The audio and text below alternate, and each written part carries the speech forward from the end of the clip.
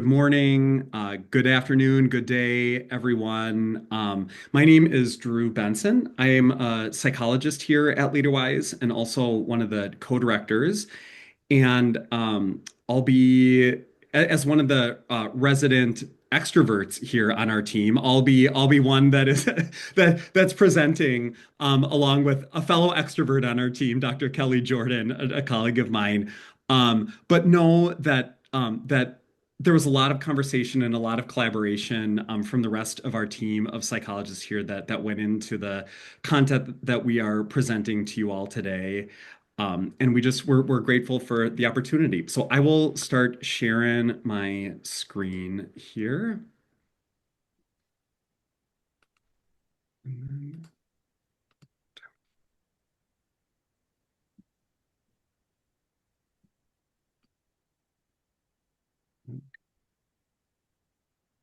Got it all set up here, and then I got a little knocked off kilter.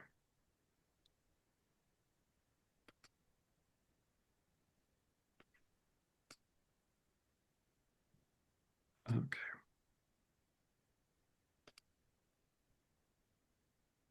Okay. So finally got myself organized.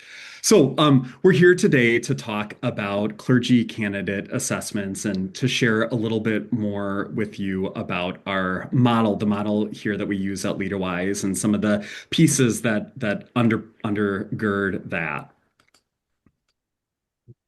So a few objectives. One is to just explore the LeaderWise clergy candidate assessment model, its key pillars, some of the testing tools that we use, the structure of it.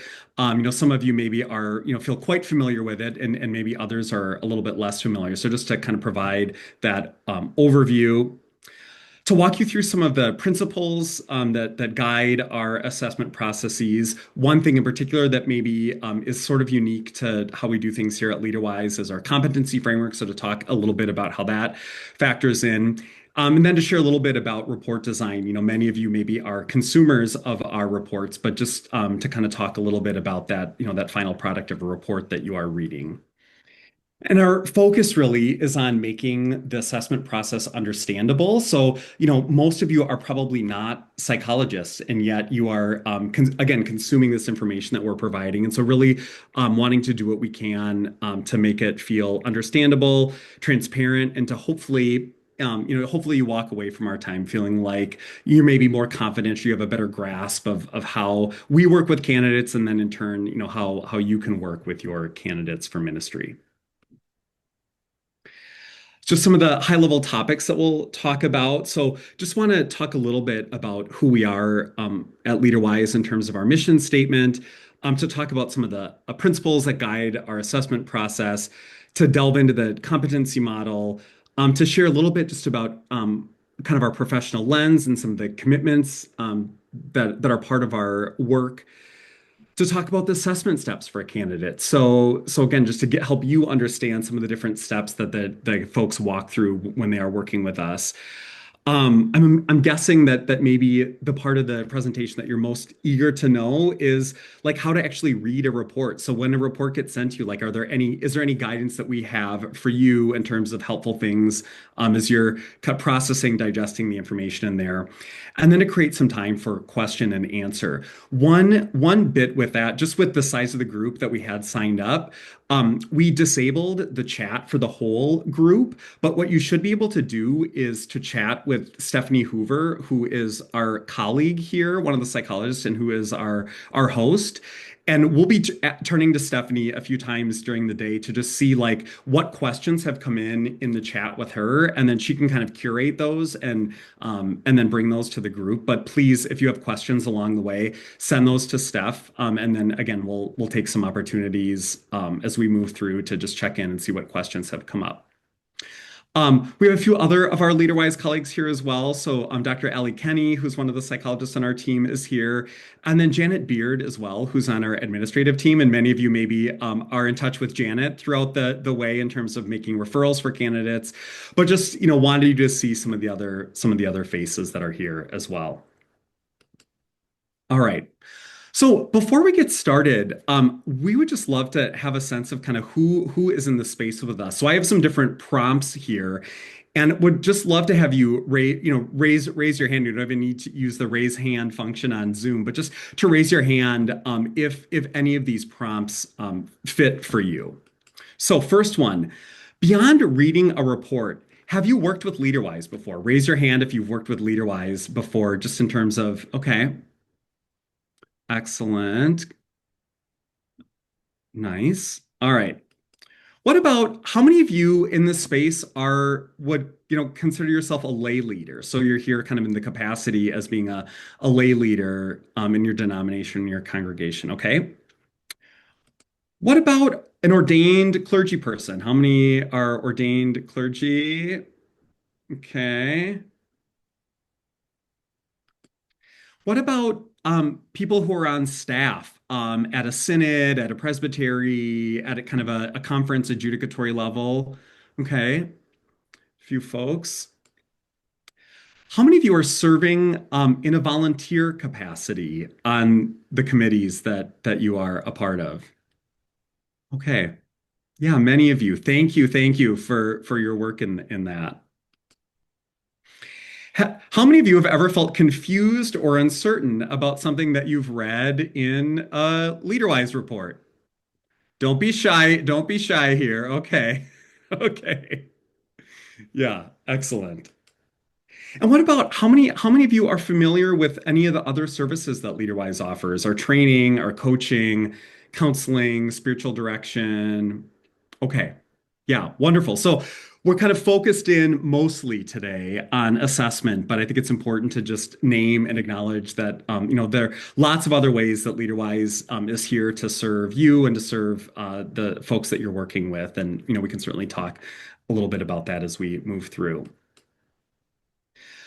So just to ground us here as we delve into content, I think we certainly recognize that candidacy, varies some dependent on the denominational body and different process, but for all of, for all of the candidates, that this is really a multi-dimensional process. There are so many different pieces of the puzzle with candidacy. And that vocational assessment is just one piece of that, and certainly an important piece of that, and we recognize that. But we also, I think feel, try to be really humble in terms of our role and recognize that the information that we provide is one source of data, but there's often a lot of other information that you all are working with as you're making decisions about, candidacy for the different folks that you're working with. And I just want to say, express our gratitude for the trust that you put in us in that capacity. We recognize that it often demands a lot of time and energy out of candidates. It demands a lot of time and energy out of you all. There's a significant financial investment that comes along with that, and so just to say that we really are so appreciative of the trust that you put in all of us to work with your candidates. All right. So let's delve in a little bit, and would love to start by just grounding us in a little bit in our mission statement here at LeaderWise. And so just to kind of share with everyone, especially those that are maybe a little bit less familiar with us as an organization. So LeaderWise has been around for over 50 years and was really founded, with this kind of wondering of if people in ministry, if clergy, clergy spouses, those kind of in the ministry world would find any use or benefit out of vocational assessment. And I think the fact that we're here 50 plus years later says yes, enthusiastic yes, that there is a benefit in terms of the way that psychological vocational assessment can be a part of ministry work. And so our mission here is to foster healthy, spirit-filled individuals and communities for lives of service through assessing, developing, and sustaining several things. So one, a leader's clear sense of purpose or call throughout their lifetime. So we really see all of our work, as hopefully kind of being relevant and helpful across the trajectory of one's career in ministry. The capacity of leaders and organizations to respond with resilience to rapid change and conflict. We recognize that that this continues to be so true in faith communities and in the world of ministry, that there's rapid change, that there can be conflict, and so how can we set people up to be resilient in the midst of that? The ability of leaders to self-differentiate, be self-aware, and further professional satisfaction and engagement. And I think, certainly that starts early on as people are discerning a call to ministry. And I think we hope that our assessment, our candidacy assessments can really be a part of that, of helping deepen self-awareness and helping people think about how can I be really buoyant and resilient, for the long haul in ministry. The ability of leaders to develop and practice the principles of cultural humility and cultural competence. So we certainly approach our work in that way, and we hope that we can embed some of those pieces in terms of our assessment work and in terms of some of the other work that we do. Um, the fitness and readiness of leaders for service and moral leadership. So again, I think really understanding this important role that we can play in fitness and readiness, and certainly candidate assessments are part of that. And then services that are financially and physically accessible. So, I think, we've been doing online assessments since 2016. And so, we're out a little bit ahead of everything that happened with COVID with that. But I think too, we really, are really working to keep our services financially accessible and physically accessible in the ways that we can. But I hope that you can see, even as I read through the mission statement and some of these ends, the ways that we really work to try to infuse our assessment process with some of these things that are really core to who we are as an organization. And with that, I'll turn it over to Kelly. Thanks, Drew. So, hi everyone. My name is Kelly Jordan, another resident extrovert on the assessment team, and I've been with LeaderWise since 2018.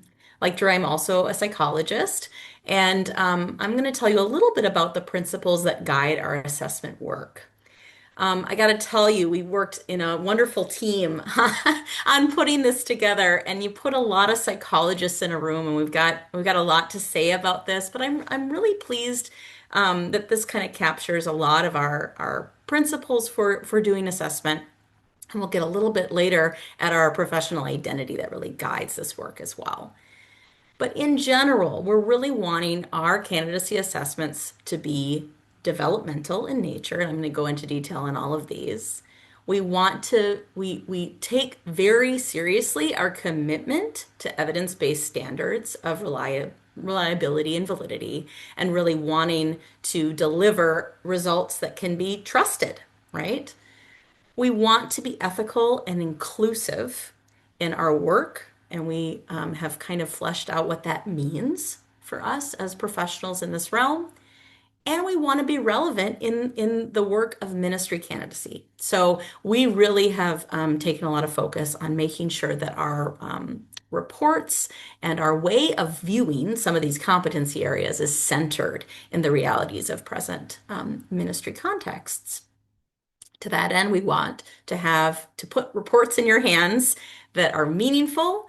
They're based in the context of ministry, and that these results, these assertions, these strengths and areas of development are usable, that you can put them into practice, that you can guide your candidates in a way that feels beneficial to them. So let's dive into these pieces in more detail, right? So I pulled out these kind of keywords. We want to share what they mean to us and what you can kind of expect from a LeaderWise report and assessment process in general. First, our process is developmental. Many people are curious when they are interacting with LeaderWise. Are we a up-down vote? Are we a diagnosis? All of those kinds of questions. And we really situate our work in a developmental model. What does that mean? It means that we recognize we will be providing a snapshot of a person on a longer journey, right? And our goal is to provide information about that snapshot, to consider all the processes that have led someone to this point in time. But also, we embrace the capacity of folks to develop, to be able to work forward from some of this information and some of these maybe areas of weakness and development, and be able to progress. So that's kind of a conviction we hold, is the sense that this is a developmental process. In addition, we're curious about basing our work in competencies that are relevant to ministry. I'm going to get over to relevant as well. Competency-based work means that we care how these traits, how these aspects of the self function in terms of competencies for ministry, how well people are able to perform the competencies of ministry that matter, right? We are paying attention to strengths and areas of growth, and we are very aware when we meet people what stage of the process they may be in and how that then affects the kind of recommendations we might give, right? So not only do we have kind of our phase one, some folks are going to have some familiarity with the different phases. We have phase one, which is for a lot of folks, the only assessment, the only candidacy assessment that people will have. And this can happen multiple stages of the process depending on the denomination. But we also have processes that give an opportunity for kind of retesting later in the process, as well as a check-in if someone is making a transition to a different denomination, different synod, etc. Right? And so that affords you the opportunity to really see how things might shift and change. We shift our process to be able to accommodate what is needed at that stage.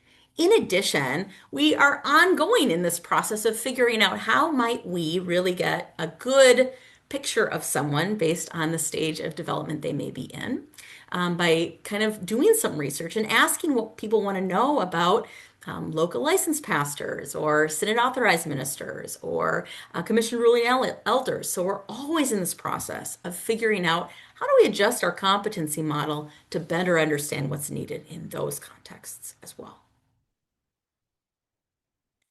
So I will warn you, this is me holding back from geeking out. You got a psychologist here who really wants to dig in on the data and the psychometrics. We commit to selecting tools and having an assessment process that is reliable and valid. What does that mean? Generally, what that means is we want to be able to provide to you information that is consistent, that doesn't change from day to day, right? That is something that we can really count on, and something that is measuring what we want it to measure, right? That we're really getting at the main point of what we're seeking out when we're looking at these competencies. To that end, we are using assessment tools that are seen as psychometrically sound and have been validated over years, over many different populations, to be able to provide accurate results. We regularly use competency mapping. What does that mean? I'm going to guide you a little bit through our process of we've been working on picking a new tool or an alternate tool to measure cultural competence. What is our process when we are looking into that tool? First off, we want to pick a tool that is going to give us reliable results. Test, retest reliability, things that are not entirely context dependent. You're not going to get a different result in the morning versus the afternoon. You're not going to be a different result if you are exhausted at the end of the day, for example, right? We want some consistency over time. We also want the tool to be measuring what we want to measure. So we are regularly looking at how a scale score on this new tool would map along some of the ways that we measure cultural competency, for example. We want that to relate to what it's supposed to relate to, and we're regularly checking that out.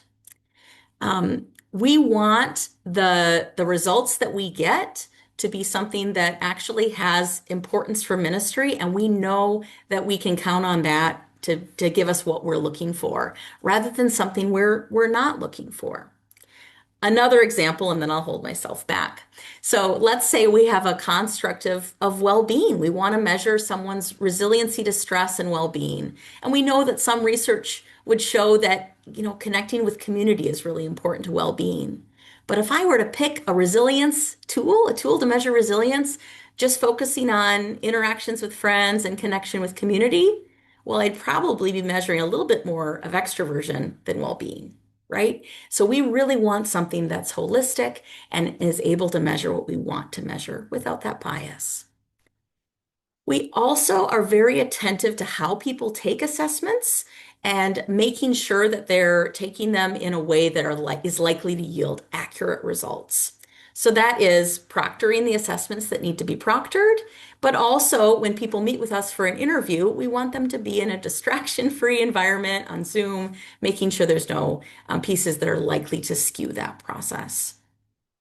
Another thing that people really want to know is how we interpret assessment results in a reliable and valid way.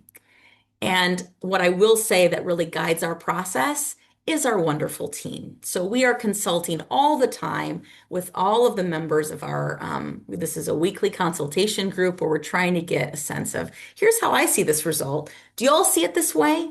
Am I capturing what this actually means for this person? I'm getting lots of perspectives.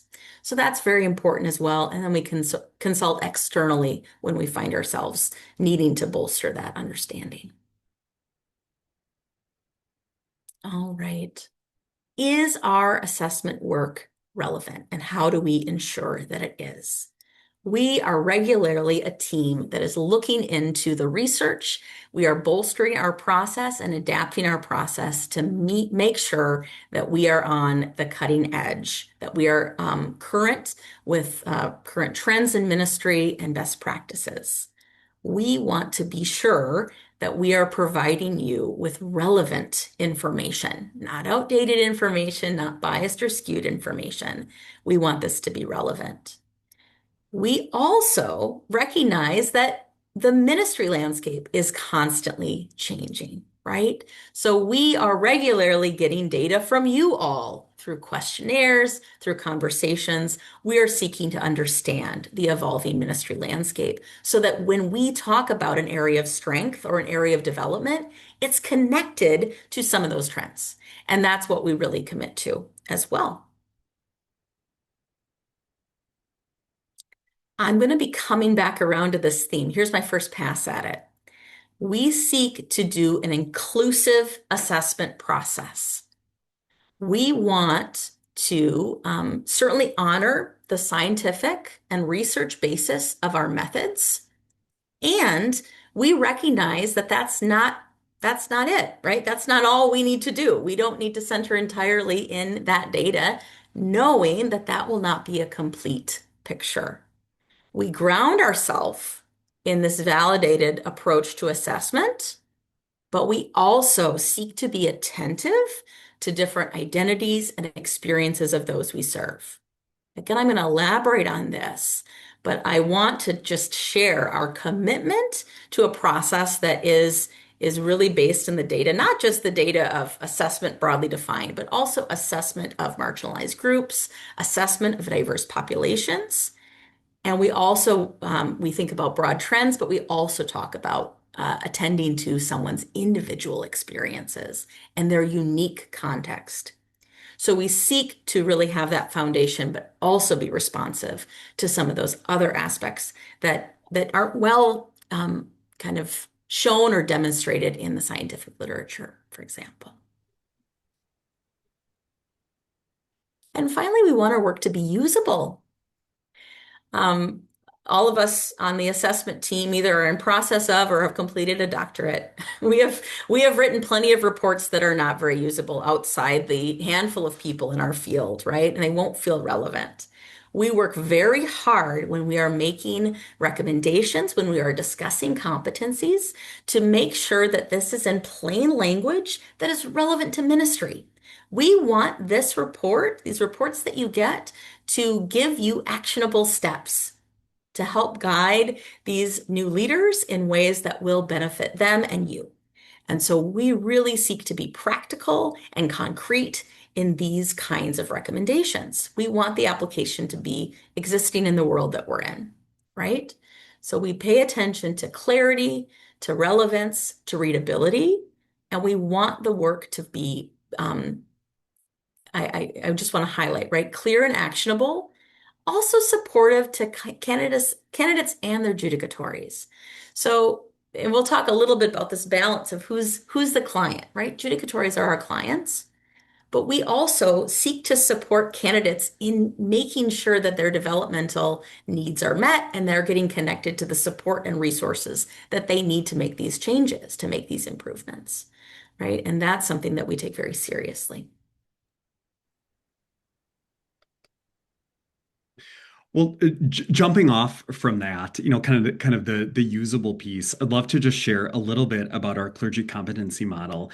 And this is really something that emerged out of conversations with folks like you all about the reports that you are receiving. So this is, kind of history before my time with LeaderWise, but but there was a time when reports were written in a much more kind of psychological way, much that you might read a report in a different setting.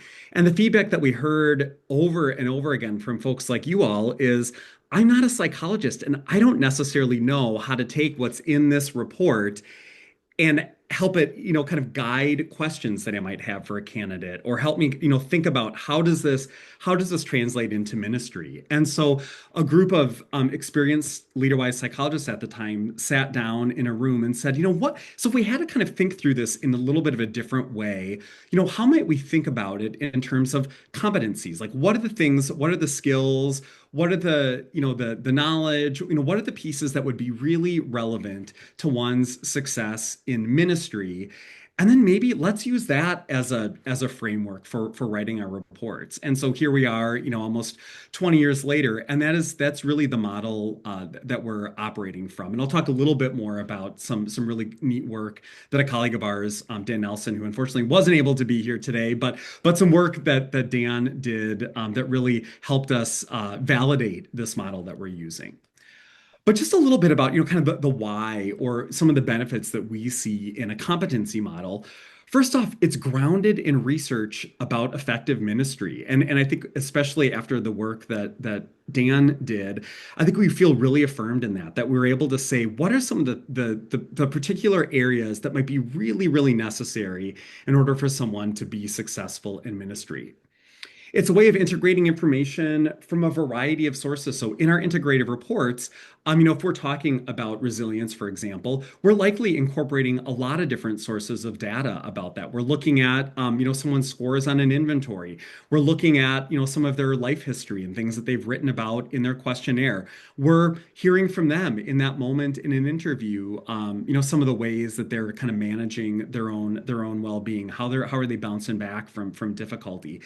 But we're able to kind of take all of that and put that into the framework of resiliency, which we know is just an important facet of one's ability to be successful in ministry. Again, they put things in this context of ministry. So really being able to kind of return to the refrain of, and what does this mean for ministry? And that's a phrase that we use regularly as we're addressing some of this stuff. So, okay, yes, I heard this thing, but what might this mean for ministry? Kelly's already talked a little bit about the developmental piece of it. So if we're thinking about something like self-awareness, well, we're going to think about where someone is just in terms of their own trajectory of life, in terms of the experiences that they've had, in terms of their own ministry. So what we might expect out of someone in terms of self-awareness if they're 23 and have recently graduated undergrad versus someone who's in their 60s and has had a long career in a different field and is kind of going into ministry maybe in retirement or in a bivocational capacity. Like, the way that we're going to think about that is different. And so I think it allows us to really, again, understand the person, understand the experience that they've had, but then think about how that might fit into ministry.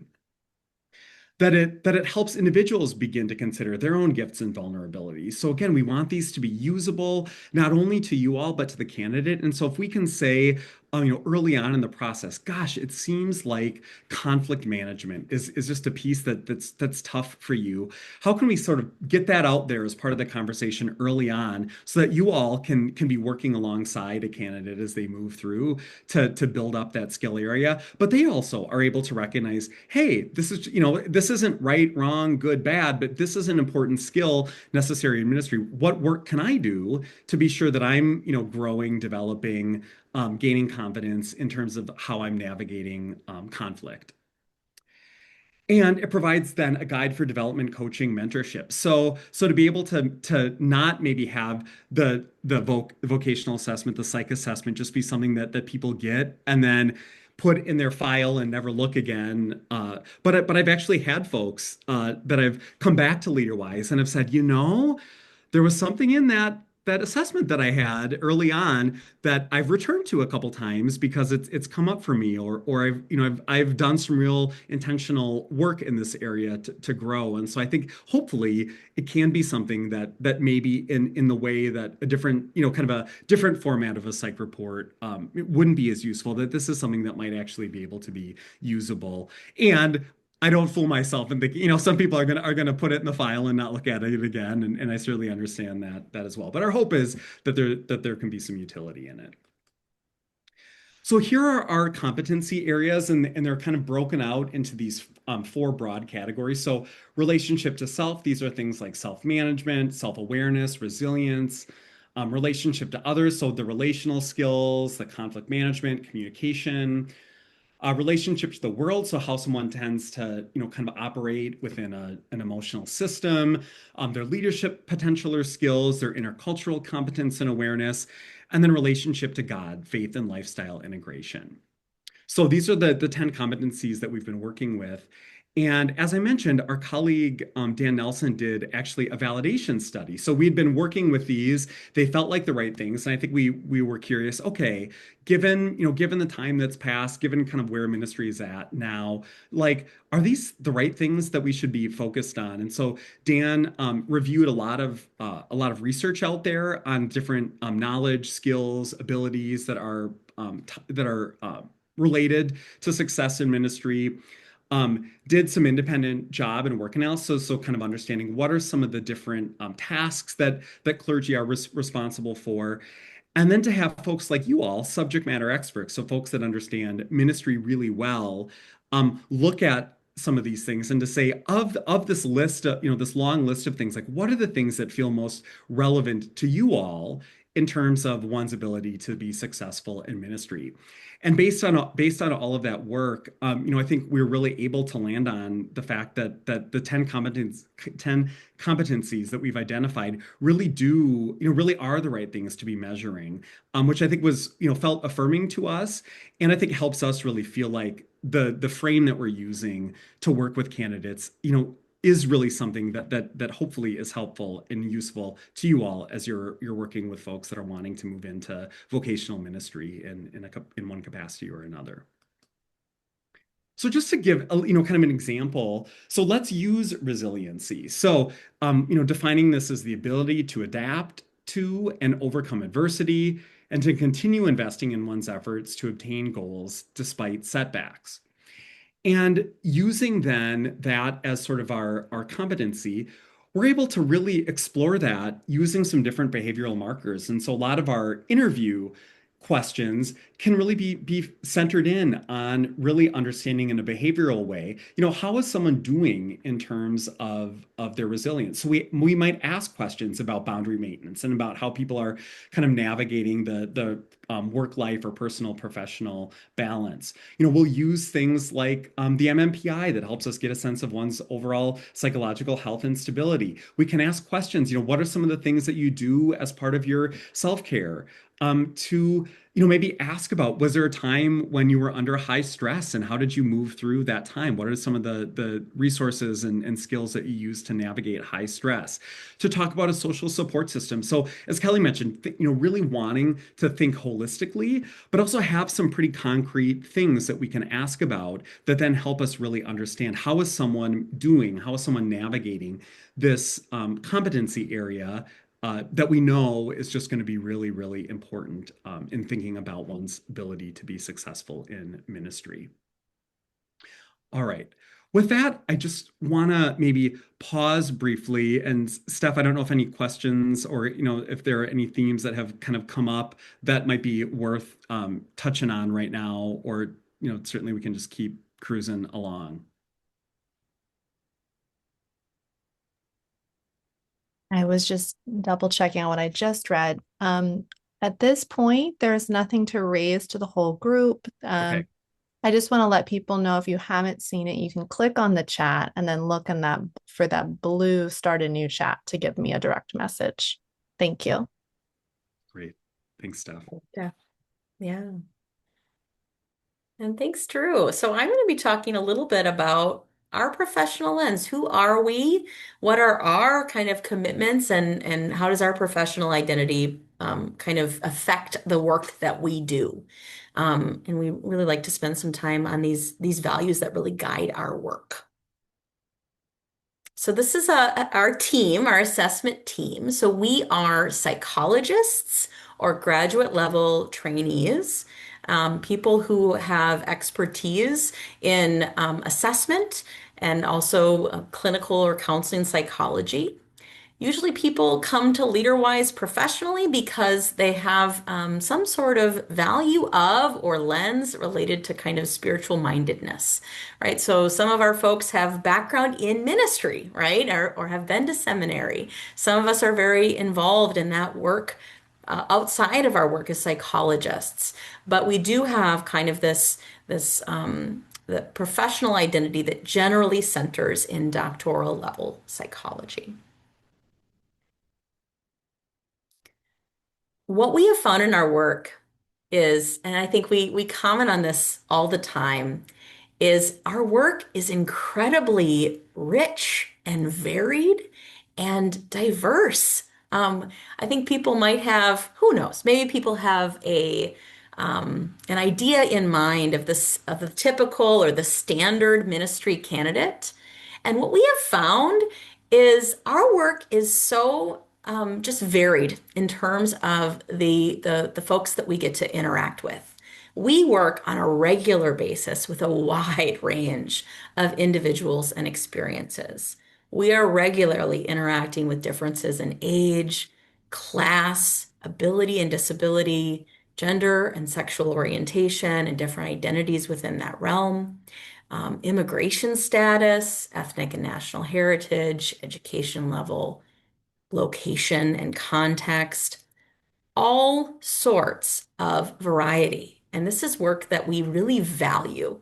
I think we come into this work really seeking to understand both the individual, but also the context. And so I think some folks maybe have a concern or a fear that they're not the typical person that meets with us. And I think we really want to name that we are doing this work in a really a way that really kind of captures a real universe and constellation of difference and similarity. Our professional lens and commitment is guided by our identity as psychologists. And I would encourage for those who want kind of a deep read of this, right? We can refer you to um, uh, some documents at American Psychological Association or our state boards or kind of the professional standards of our profession. But broadly speaking, we are guided by an ethical code that promotes dignity, that promotes doing work that does not harm people, that work that is culturally sensitive and that honors everyone's individual experience. So that is kind of a core principle of our work and an identity that I think all of us hold quite dearly. Um, our commitment is also to engage in ongoing learning and development about how we might respect the dignity of all that we may encounter and to recognize the gifts of diverse cultural experience. And we do mean that, well, quite literally, the gifts of that diversity, that we're really wanting to honor that through our work. And we want to, rather than ignore it or say it doesn't fit in our concept, right, or our conceptualization of things, we want to bring it in. We see it as central and important. We also recognize, broadly speaking, that people are likely to have better mental health outcomes, access to care, and overall well-being in systems that are equitable and inclusive. And so I think in terms of our maybe our bias or the perspective that we're holding is that this work, this developmental work that we're promoting, that we're encouraging, very much exists more naturally in systems that are equitable and inclusive. And so we really see the research has shown, years and years of research has shown that this is true and that we are attentive to that. And we In light of that, we hold a particular commitment to those who are marginalized or vulnerable. And so, what that means is we are aware, particularly of our power and privilege in the room when we're working with folks, and we're very aware of the effect of various systems on individuals with whom we are working. And so we are attentive to that. We are attentive to that when we make our recommendations and when we evaluate folks. Another piece that I want to highlight is if a candidate is meeting with us and when they're filling out all of our forms and completing all of our assessments, we want them to know that we really see well-being as inextricable from context, right? That there is not one path or one way of being well or being ready for ministry, that it's important to consider culture and community and view the entire context that this person is situated in and how they're functioning within it in a way that gives a more complete picture. We care about the world we're living in and how our candidates are coping within the world we're living in. The socio-political climate, this polarized time, issues of safety, issues of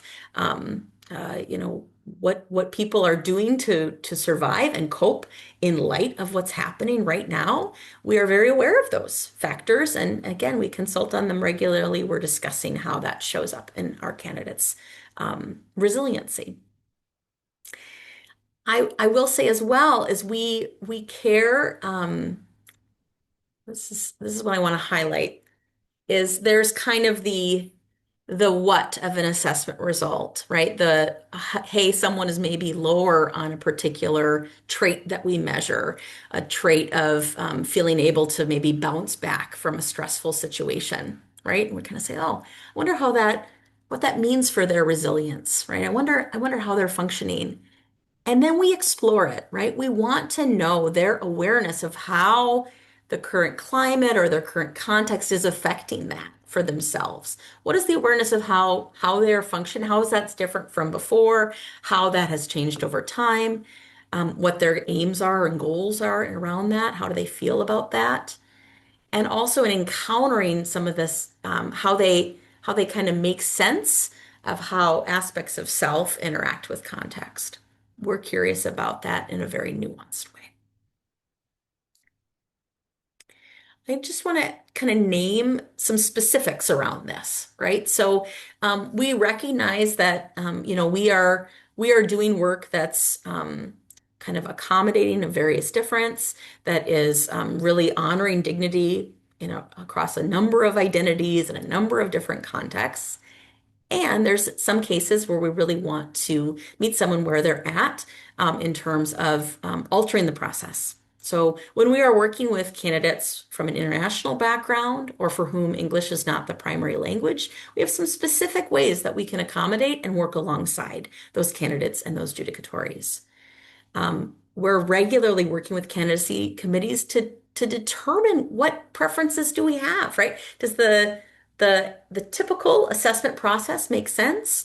What kind of accommodations or shifts are needed to that, and why, right? We really want to understand, we want to empower both the committee and the candidate in this process to know what's going to be most helpful. We do offer the option of kind of a specialized track. For best practice, we have really found that a multi-practitioner model can be really, really helpful. So two providers meeting with a candidate to be able to capture a little bit of that cultural lens. And so we were able to kind of bring that in again for some of those international candidates. And we do our best to meet the needs of clients of linguistic diversity. So where possible, and we're always looking to expand these offerings, we are able to use professionally translated assessments in multiple languages, and we can offer sessions in both Korean and Spanish. But we know when we are outside of our realm of competency, and we can also rely on professional translation services. Thanks, Drew. All good. Yeah, great. Well, I want to talk just briefly. I imagine that from your end, you maybe fill out your referral form, and then it's sort of this black hole of like, well, what happened? What is candidate's experience like? And you might even get questions. And so, just wanted to provide maybe a little bit of an overview of some of the different steps that a candidate might walk through. And so again, the really first important step of the process is that we get a referral from you all letting us know, hey, these are the folks that we are intending to send your way, and this is the type of assessment that we are referring them for. Really, at that point and all along the way, like we want to be in conversation with you. So if it feels like there are particular aspects of what you know about a candidate, what you know about the LeaderWise process, some sort of thing that might be really important for us to take into account when we're working with candidates, we really value that guidance from you all. So we're not going to just see in someone's candidate form that English is not their first language and then just make an assumption that they need a translator. We're going to really depend on you all to say, you know what? I know I've had some experience with this person and I really think it might be most supportive for them, maybe to work with, Allie to do their assessment in Spanish or to work with our colleague Heywan to be able to conduct the assessment in Korean. Or, we really feel like they've got they were born and raised outside of the US, and so we really think that multi-practitioner model would be really, really helpful for them. But so we're not going to make assumptions about that, but we're going to really value kind of your guidance, and certainly, you can reach out when you fill out the referral, send a note, and Janet can pass that on to me or to Kelly or to Allie or Steph or any of the other folks on the team. But I think that's a really important thing to just name that I think even in that referral process, there are some really important ways that we want to be in conversation with you, especially if it feels like there are really important things that would be helpful for us to know as we're working with a candidate. Sure, I can add too that Yeah. there is always the option to say, I'd like this person to be meeting with you in person Yes. rather than over a Zoom call. So Yes. if you have a sense that some of the interpersonal style, you'd like a little bit more data on that or how others are experiencing this person in a face-to-face context, that's always an option as Yeah. well. Yeah. Great. Thanks, Kelly. Super helpful. So kind of these four different steps then, if we think about, again, we've gotten that referral, the candidate has called us to say, hey, I'm ready to schedule, what are the things that happen next? So first thing is that they fill out a questionnaire. So we have a pretty extensive written questionnaire that they fill out. They also, depending on, kind of the phase of the process, there's some inventories that we'll send their way. There's then the interview, and then sort of the final step from our end would be that integrative report that gets sent to you. So I just want to talk, briefly about each of those steps. So candidate questionnaire, we've spent quite a bit of time on that as a team. We know that it can be pretty extensive, but, just asks basic demographic information. We're curious to hear about someone's experience of call to ministry, and, we'll often talk about that as well, to have them do some reflection on some of their vocational strengths and limitations just based on their lived experience up to this point. We'll ask about family system and context, ask about personal and professional development. There's sort of an accomplishment inventory that we have them fill out to identify what do they see as key accomplishments that they've had in life, and then a brief statement of conduct. The brief health history is I think a thing I skipped over it intentionally because certainly we don't have any illusion that what we are doing is in any way sort of a full medical evaluation. And there are times where maybe it is helpful for us to know something about the sort of health circumstances of someone. I can think of folks that I've worked with over years that maybe have had a significant medical event recently. Maybe they've had a stroke or a heart attack in the last couple of years. And so they're kind of the ways that they're caring for themselves, the ways that they're managing stress, their engagement with their healthcare team. That is really helpful information for us to know and probably for you all to know. So we're not wanting to, ask too much information or ask information in the way that feels intrusive or where there's an expectation that people are having to disclose things to us that feel outside the bounds of the assessment. And it really is useful information for us to know. I think especially with some of those significant things, or if there's a chronic health condition that someone is living with. I mean, that information like that often is just so central to how someone is moving through the world that it's really important to be able to talk about that in the context of the vocational assessment that we're doing. Um, The inventories, again, Kelly talked some about, kind of how we select those and our discernment in terms of really selecting inventories that are reliable, that are valid. Certainly we explore things like mental health and psychological stability through the MMPI, but we also have inventories that help us get at personality style and emotional intelligence and conflict style and leadership skills and style. So really trying to put the assessments that we're using in that developmental framework and selecting inventories that again are measuring things that are important for us to know about someone in terms of their fitness or readiness, their skills for ministry. The interview, 3 hours in time. Really, what we're doing is reviewing the materials beforehand, identifying, maybe key areas that stand out to us based on some of what we've gathered from the assessment results, from the questionnaire, asking some of those pretty specific behaviorally based questions to give us some helpful data to flesh out the competency model. But then also to review the inventory results with folks. And so a big chunk of our time is doing some, going over the inventory results. And I think doing that with some curiosity with folks, to really, wonder with them, gosh, I'm noticing this theme, or I'm noticing that there's these couple of scores. Like, let's be curious together about that. How does that resonate with how you understand yourself? How does that resonate with feedback that you've gotten from other folks along the way so that it feels collaborative? It's not me just telling someone, oh, this is who you are based on the inventory, but that it can really be kind of a curious exploration of the assessment results. And then to even in that interview to start to do some integration. And I know one thing that I often say to candidates when I've met with them is that our hope and our intention is that folks walk away from their assessment, their interview, having a pretty good sense of what's going to show up in the written report. So I think, people can, of course, hold a lot of anxiety about this. And I think transparency is a real high value of ours. And so, if we're noticing things, that we're naming it in our time with someone so that when they're getting the report that things don't come as, uh-oh, this was a gotcha moment, or now they're writing about this and no one talked to me about this, but that it really, we can kind of do that integration, some of that collaborative piece, even in the interview. And I've had the opportunity to, kind of sit in and observe and I know that all of us do that in different ways, but I think that integrative piece is a really important part of the interview as well.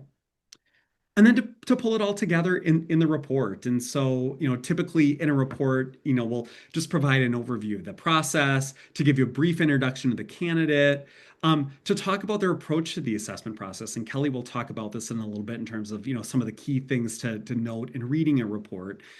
To have the competency framework embedded in the report and then to fill it in with the information that we've gathered.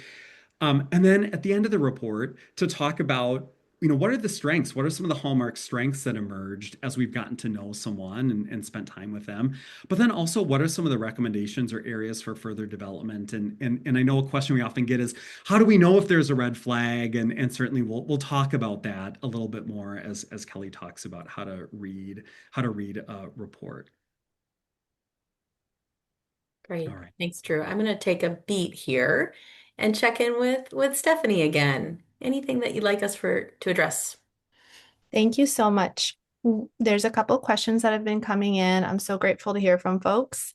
One of the questions that I think would be great to speak to is just making that original referral and speaking to the different paths for the assessment, depending on the ordination or vocational ministry path someone is on. So the question is, do you approach the assessments according to ordination or commissioning path, like teaching elders, CREs, the commissioned lay pastor? Great question. Yeah, great question. I guess one thing to just keep in mind is if we think about like a phase one versus a phase two assessment, I would say, kind of the big question for us, maybe with a phase one assessment, if we were to really boil it down into one question, is kind of looking at appropriateness for ministry or fit for ministry. So really wanting to say, this person is probably, early-ish on in the process. Do they have the right skills, temperament, kind of approach? In terms of looking at fit, is what we're kind of learning about someone, is there a match there for vocational ministry? And there are certainly times that we meet with someone and we hear about their call, and and part of our work then working with you all is to say, gosh, there are just some pretty significant concerns, and it might be really helpful to work with this person to explore other ways of living out their call. But phase one is really, kind of appropriateness for ministry. Phase two is really about effectiveness in ministry. And so I would say, from you all too, maybe there is someone that is maybe they are on the CRE track or the licensed local pastor track, but maybe they have a bunch of years serving in Christian education, or they've maybe been serving, in a role in a congregation where they've kind of been serving as an acting pastor for a congregation. And in that case, maybe you kind of have a sense of, yeah, they've got what it takes. Sometimes in those cases, maybe it's worth exploring a phase two assessment, because we're really looking at effectiveness in ministry at that point. And so if someone has maybe some sort of ministry experience under their belt, sometimes it can be helpful to kind of look or explore their call with them through a little bit of a different lens. And so I think too, if you have questions about that, certainly, let us know. And I know I'm happy either, email, phone call, whatever it might be. If someone doesn't feel like they neatly fit into a box, to say, gosh, this person's path in ministry is a little bit outside of, kind of the typical for what we see. What might be most helpful in terms of which type of assessment you'd recommend. And we have that happen with some regularity. So certainly know that that none of this is overly rigid or fixed. And again, we want to be able to provide the most helpful information to you. Kelly, I don't know if you have anything else that you want to add. Yeah, the question about are we considering different paths as well in different roles? And we definitely are. I think, again, we're kind of in our conversations with you all, we're kind of considering how might we adapt or look at our competency model kind of differently. But what regularly comes up is, what are the skills needed for the person who is leading two very, very small churches in a rural area versus someone who's an associate at a very large community? What are the differences around for folks in a chaplaincy role? All those kinds of things. So we're already kind of thinking, and that's built into that. What does this mean for ministry? What does it mean for their ministry, their aims, the kind of context and system they're going to be in? I think that ends up being really kind of helpful to adapt accordingly, and also to consider if there's an area for development or weakness, how much will that matter in a particular context? In some cases, it'll matter less than others. What I will also say, and Drew is talking about the effectiveness question for phase two, we also have the benefit of reference letters for phase two, right? So we get the opportunity to hear more from people who are also in that context with that individual. Great question. Steph, are there any others? Thank you. Would you speak a little bit more to culture and the inventories we use? The question is, part of our board's commitment is to verify that all tools used are not centric to one culture or identity. Great question. Yeah, I can take that one. So the tools that we use, we kind of, again, use that standard that we are paying attention to with our identity as psychologists. And there's a strong commitment among assessment psychologists to choose tools that are not going to be biased. That's related somewhat in terms of evaluating certain groups in a systematic way differently from other groups, in a way that's different from the thing we're trying to measure. And so we are selecting tools on the basis of being designated as kind of, well, the psychologist lens of unbiased, right? What we also know is there's a lot of historical harm associated with psychological assessment for particular groups. And I think we're regularly aware of how these tools might also be received in the taking of the assessment, but also in the interpretation of results. Where possible, we are tapping into norms that are relevant for the client we are working with. We are regularly picking tools that have ministry candidate norms. So already we're trying to have the lens of what's relevant to ministry candidates. but we're also able to tap into norms for other populations to better understand certain scale scores so that our interpretation is based in an accurate and responsive kind of interpretation for that particular group or that identity. So we are very aware, again, and I think that I'm hearing the spirit behind that question is we don't want to be people to be harmed by this process, and we want to be attentive to giving results that are relevant to an individual rather than assessment results that are relevant to cisgender, upper middle class educated white people, right? And I think that's been a concern, certainly a lot of the tools that we have used have adapted and very much addressed those concerns, especially with their recent iterations. And we also go beyond that to be able to address, to bring in some of those more relevant norms. I don't know if there's anything you'd add, Drew. No, I think really, really well said, Kelly. And I think too, like we don't use cutoff scores for anything. I mean, I think we're pretty clear too in terms of that the reports or that the inventories are one source of data, but they're not the only source of data. And so I think, too, we really try to take a very holistic view of things. And I think sometimes people can get really, really zeroed in on the assessment tools that we use. And I think, all of us have this real commitment to saying, yes, that's one source of information, and there's so many other sources of information that we need to take into account. And so as we're talking about inventories with candidates in the interview, as we're writing about them in the report, I think we're really wanting to take that, to kind of take that holistic view of things and include the things that are really important and relevant to communicate. And also, be mindful of the ways that some of this information can be received. And so I think to be really, really thoughtful and intentional about how to speak to different things. And again, do it in a way that's inclusive, that's holistic, that's attentive to the different, pieces of who someone is as part of the process. There's one more question I'd like to voice now, related to culture. Can you all speak about our team's awareness of working with candidates from polychronic cultures or cultures that find it difficult to say no to direct questions? Thank you. Great question. I'm going to sit on that a little bit.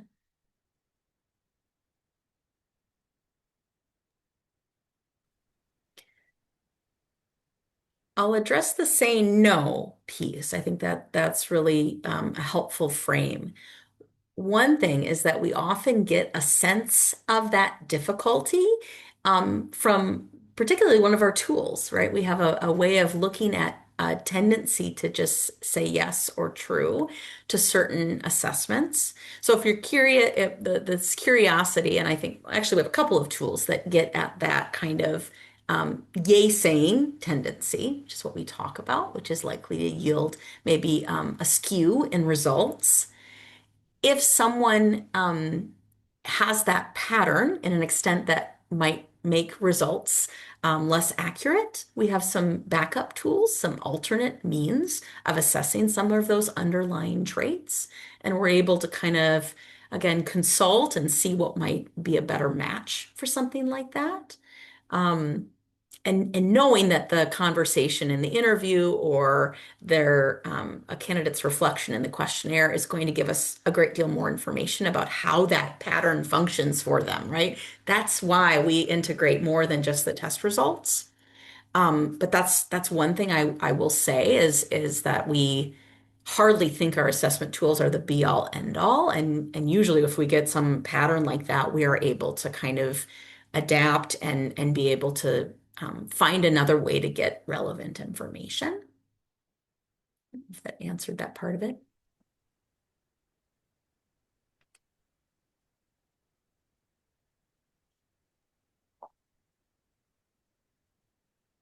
Thank you. And what came up for me was we often ask folks about their sense of time, pace of life, indirect as well as directly asking about cultural identity and meaning and norms. So kind of specific in that topic, if that's part of someone's life experience, we're going to be learning about that because how we relate to time is an important part of managing ministry roles. Thank you. Thanks, Stephanie. Do you mind if I chime in just quickly Yeah, on this? Is that please. okay? I was just thinking of a new inventory that I think we're kind of beyond the piloting phase. We're using it pretty consistently with clients, and it's called the CQ report and measures cultural intelligence in different ways. And a part of that report is a behavioral preferences section, which is really interesting because it gets to this point, among others, in terms of how you relate across time, what's your relationship with power and hierarchy, how do you express yourself, whether it's like verbally or is implicit communication more of your style. So there's definitely a test that addresses some of these factors and also space to talk about those in relation to kind of the client's own individual experience and how that either fits or doesn't fit within their current ministerial context or future context. So that's definitely a part of our process. And again, as it kind of comes up for people or judicatory candidates or judicatories, we can spend more time in those spaces as it makes sense. Thanks so Thanks, much, Ellen. Emily. Yeah, Yeah. wonderful. Well, again, thanks for these questions. This is really, really helpful. I'm going to talk a little bit about common questions we've gotten before in terms of how to read a report. What is some of our language as psychologists, as assessment folks, what does it mean? What are we actually meaning when we use certain turns of phrase and certain kind of cautions or recommendations? So just to be really explicit around that. One of the first things that you will see beyond our kind of initial introductory information and our competency model is a validity profile. You will see kind of a background summary of the candidate, and then you will see their approach to the assessment process. So we are explicitly saying at that period of time how whether the inventory results, the tests themselves, can be trusted and interpreted. So we are looking at how the candidate approached the inventories, how they answered these questions, and being attuned to whether that pattern of responding is likely to yield results that are valid and likely to give us the information that we need. Okay.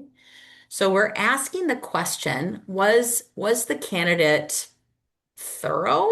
Were they consistent in responding to assessments? Were they seemingly attentive, right? But also, were they forthcoming and open? Did they acknowledge, in addition to strengths and areas of kind of areas of gifting, were they also acknowledging weaknesses, limitations, faults, right? So we are very aware that when someone is approaching a high stakes assessment process related to what they want to do with their lives, that there may be a conscious or unconscious desire to put your best foot forward, to present yourself in the best way you possibly can. And in many cases, even the bright side of your personality, right? So there's a natural tendency to that, and we don't want to malign this desire to really put ourselves, forward in a positive light. But if there are many unanswered questions, if there's a strong pattern of someone presenting themselves in a certain way, then what you will see in that report is an indication that that pattern did have an impact on interpretability of those results, right? So if there is a validity concern, the report might say inventory results were interpreted with caution or alongside corroborating information. And there'll be information why. Is this person presenting themselves in an overly positive light?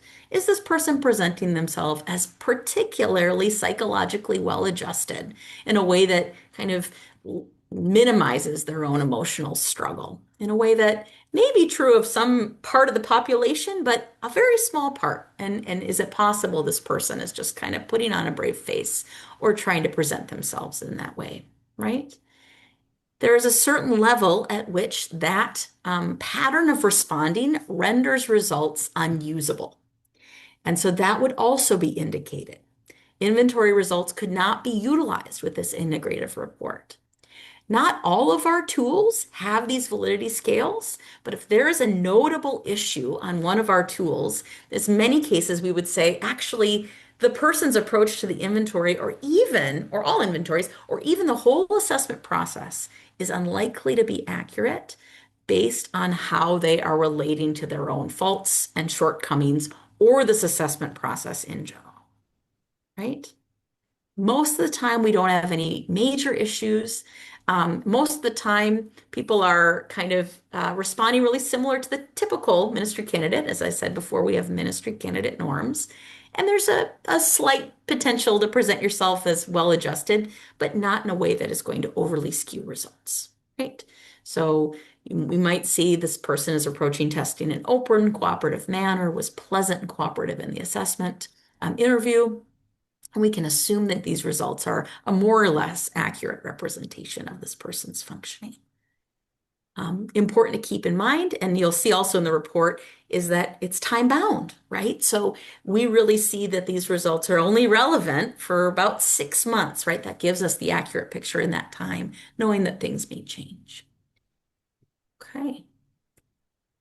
A lot of people are curious about how we talk about the recommendations. So the recommendations at the end of the report, a lot of people flip right to the back, and that's totally fine. This is the usable information. We really want it to be relevant and helpful. So there is a section that identifies areas for strength. We talk about the areas in the competency model that represent a notable area of strength for this candidate. Again, we work with a lot of different candidates, multiple every week for most of us, and we really have a sense of what stands out.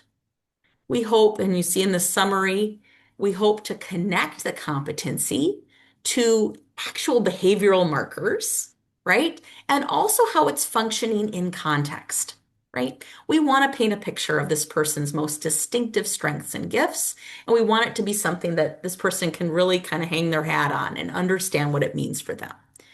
So we really are likely to kind of draw from multiple sources there.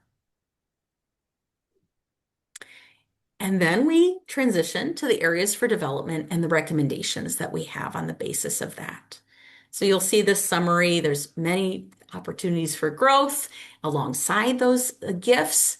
You want to attend to these. This kind of wording really reflects our developmental frame, right? This idea that there's for many candidates, there's an opportunity for development, and we'd like to foster that process, right?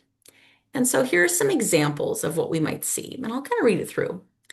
John has been experiencing some distress associated with work over the past several weeks, has a tendency to be somewhat reactive and sensitive to perceived criticism. His typical process has been to withdraw from others, make impulsive decisions, and notice a decline in his overall mood. At the present time, he is attempting to reach out more frequently to his support system, engage in daily exercise, and talk with his fiancée about concerns. Then we switch over to the action steps. While John is using several positive strategies to cope, it is further recommended that he return for individual counseling since it has been helpful in the past. During counseling, John is encouraged to explore the high expectations he has for himself or others, along with how this can impact his success as a leader in ministry. This is a typical kind of recommendation in terms of its strength of encouragement and really kind of playing on some of the things that have already been working, but the behavioral limitations that are present. And so some concrete action steps that can be done to address some of that need, that developmental opportunity. Example 2 is a higher level of concern, right? This is where we are indicating that this is something that probably needs to be addressed with more attention. It is recommended that John continue to engage in close collaboration with his interdisciplinary healthcare team so that seminary ministry decisions continue to align with his medical and mental health needs. Specifically, it is recommended that John continue to prioritize weekly, there's a number, ongoing therapy and psychiatry medication management throughout seminary and ongoing as needed. John is encouraged to lean into the following question in the therapy process. John recognizes he sometimes compromises his own boundaries of time and energy to make a situation work, and then he ends up depleted and angry. How can he establish firm and necessary boundaries so that he does not overextend and again risk burnout? The example of a question included here really prompts the candidate and maybe the committee to recognize an area of exploration that I think for the assessment psychologist here is saying, I want to know more. And I want this person to address this question in therapy or with key mentors to be able to move that developmental process along. This can also be a really helpful tool for John or for the people supporting him to be able to find an appropriate therapist, to be able to think about here, maybe a goal for counseling that I want to focus on is building these areas and addressing these questions.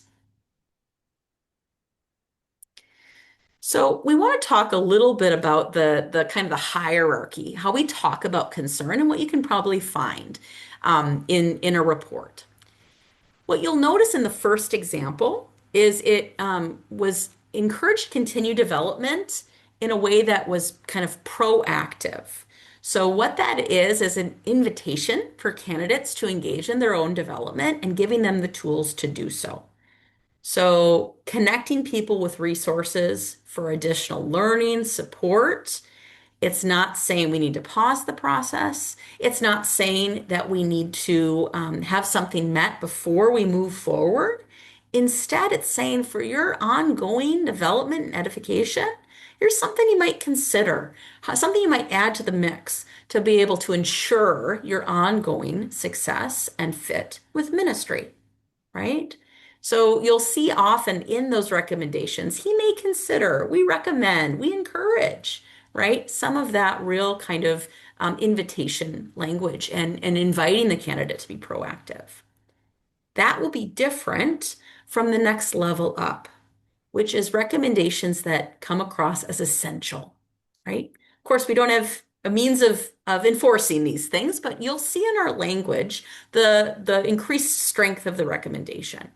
So we really see areas where there is a primary concern that is likely, if not addressed, to be detrimental to the candidate being able to be successful or to proceed to the next step in their ministry path.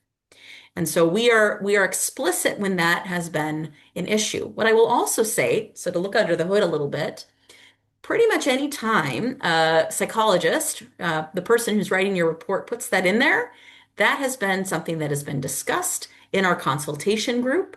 And we have worked together to get a number of eyes, number of different perspectives on that particular recommendation. So you'll notice some language that says it's essential that, it's of primary concern, highly recommended that, but even some explicitly before progressing further, this needs to be done or this is recommended. Again, we're not the decision makers, and this is our means of kind of amping up the level of urgency and importance of these recommendations. Yeah. I will say too, often this is accompanied with a phone call. I mean, often, Yes. if we're going to make a recommendation this strong, we might both write it in the report and also place a phone call to one of you, whether you're the chair of the committee or, you're the person on the referral, just so that there can be also that bit, where we can also share, sort of where we're coming from, maybe in terms of making a strong recommendation, as Kelly just identified. We talk about the situations where a follow-up assessment is recommended, likely in 6 months to a year. And the reasons that would be recommended is first off, if by the validity profile or analysis of the validity scales shows us that it is not this assessment process is unlikely, highly unlikely to be an accurate assessment of the candidate's present functioning. So we don't have much usable information to be able to draw our conclusions. And so we really have to go back to the drawing board in terms of getting a follow-up assessment. And another reason for a recommendation of a follow-up assessment is the indication that something needs to be addressed, a particular recommendation needs to be prioritized, and then we would need to see how that has been affecting the candidate or how the candidate has adjusted since that recommendation would be met. Steph, I know you need to transition, but since you're sort of the keeper of questions, I know we've got one more slide, but I wondered if maybe it was a good chance to kind of see if there are any more questions that you thought were worth bringing to the group before we talk about just that last little piece. I'm gonna ask you to go ahead and continue. Thank Great. Yeah, you. Yeah. yeah. So plenty of people have the question, what happens when a candidate comes back and say, I don't, I don't agree with this report. There is something really wrong in this report. This is not a reflection of me, right?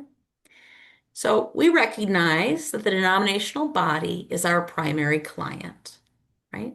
Our primary obligation, our primary responsibility is to providing you all, to provide the denomination with an accurate assessment and responsive assessment of this candidate. And we recognize that there are times that information from the candidate is really important and critical. First off, we're human, right? Sometimes we make a factual error in the report. We might have written down a date wrong. We might have, gotten something just wrong. Something got lost in translation. Something just really isn't coming through accurately. If there's a factual error in a report that a candidate points out to us, we fix that and we submit an updated copy for you. There's no indication in that report that the candidate was the one to correct the factual error. It simply is, it looks like the standard report. If the candidate comes back and says, I don't remember this being an issue for me. I don't remember talking about this in the assessment. I disagree with an interpretation of some of these assessment results or how I'm viewed by this other person, right? This is when candidates are encouraged to write up an addendum to the report where they communicate their concerns around an interpretation difference. That is then included as an addendum with the report. It's added to the file. It is separate from, but inclusive with the original report. Okay. And so that is what the opportunity for the candidate to make sure that gets noted and observed. That is their chance.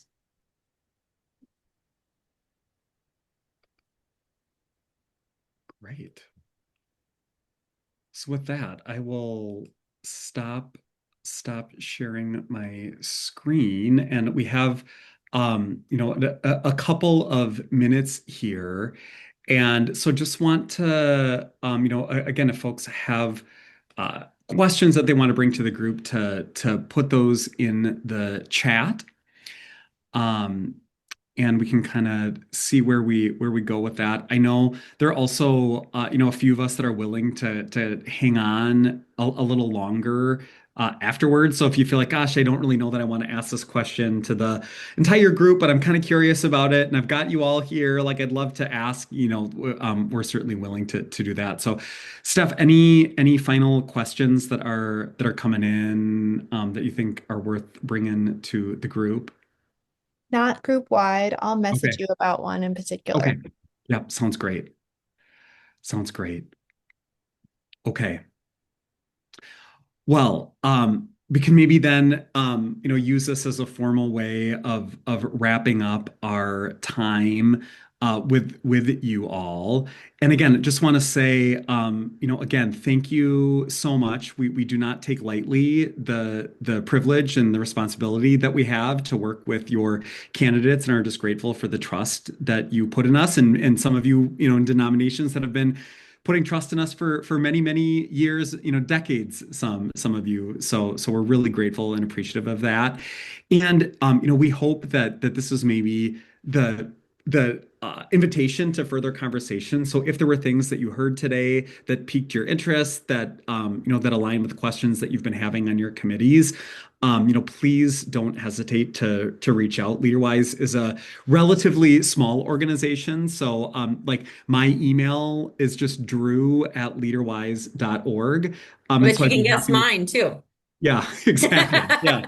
Just Yeah, telling. so I don't want to speak for the rest of the team, but please know that I'm, that I'm really open to questions over email, if it'd be helpful to set up additional time to talk over Zoom or on the phone, would be really delighted to do that. And our hope is that we can start offering these types of trainings, more regularly, because I know that several of you, that there's kind of a rotation, and that maybe folks are kind of rotating off and rotating on, and that some of this information might be really useful or helpful, especially as folks are kind of getting grounded or oriented in working with candidates and incorporating the assessments as part of that. So thanks for the time. And again, don't hesitate to be in communication with us if there are any ways that we can be helpful or supportive for you all in the ways that you're working with your candidates.